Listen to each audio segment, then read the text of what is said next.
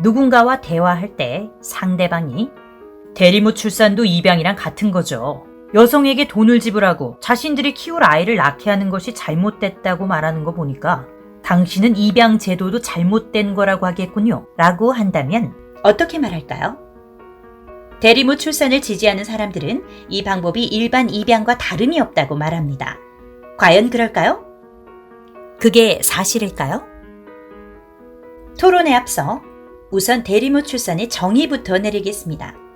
대리모 출산이란 연구실에서 배아가 만들어져서 지정된 여성에게 주입된 후 출산된 아기는 키워줄 부모에게 주어지게 되는 과정입니다.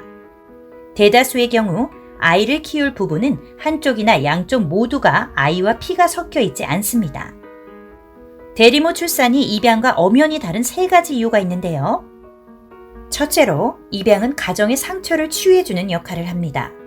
반대로 대리모 출산은 오히려 가정의 상처를 만듭니다. 산산조각난 마음의 치유책으로 생긴 것이 입양입니다. 아이들은 입양되기 전에 이미 친부모와 헤어지는 아픈 경험을 하게 됩니다. 많은 입양 아이들이 후회하는 말이 자신들이 이렇게 상처를 안고 입양을 오기 때문에 그 상처를 치유해주는 것은 양부모들이 반드시 겪어야 하는 과정이라고 말합니다.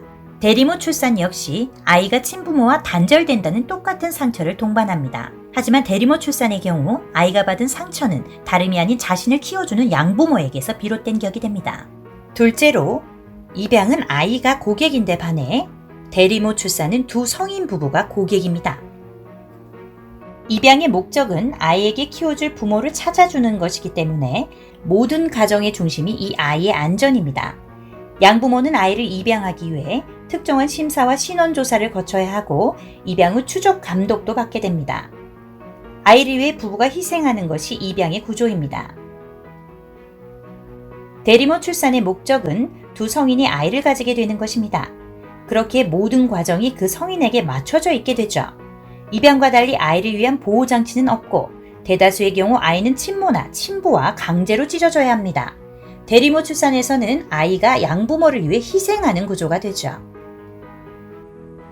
셋째로, 입양에선 성인 부모가 아이를 위해 존재하고요. 대리모 출산에선 성인 부부를 위해 아이가 존재하게 되는 겁니다. 입양과 대리모 출산 중 어느 쪽이든 아이는 어쩔 수 없이 이별이라는 아픈 상처를 겪게 됩니다. 하지만 입양한 부모는 아이의 이 상처를 치유해 줄 수 있는데요. 그 이유는 양부모가 그 상처를 준 장본인이 아니기 때문입니다. 반면 대리모 출산에서 아이가 안고 있는 상처는 장본인이 바로 지금의 부모입니다. 만약 아이가 상처를 표현하게 되면 지금 키워주고 있는 부모에게 그들이 한 선택에 대해 손가락질을 하게 되는 것입니다. 이로 인해 대리모 출산의 아이는 그 상처를 억누르거나 그 상처 자체를 갖고 있다는 것에 죄책감을 가지게 되는 것이죠.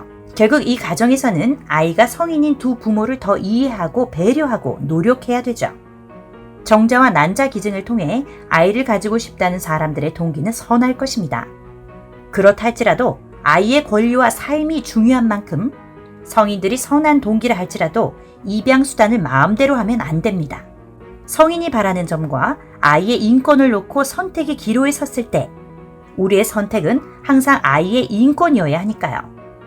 자, 그럼 누군가 또 대리모 출산은 입양이랑 같은 거예요 라고 하면 세 가지를 기억하세요. 입양은 상처를 치유해주지만 대리모 출산은 상처를 만들게 됩니다. 입양에서의 고객은 아이지만 대리모 출산의 고객은 성인 부부입니다. 입양에선 성인 부모가 아이를 보듬어주지만 대리모 출산에선 아이가 성인 부모를 보듬어주게 됩니다. 어떻게 말할까요?의 KT 파우스트입니다. 내용이 좋았다면 댓글 남겨주세요. 다음 편을 놓치고 싶지 않다면 구독해주세요. 이 동영상들이 무료로 온 세계에 전파되길 원하시면 아래 참고란에 기부해주세요.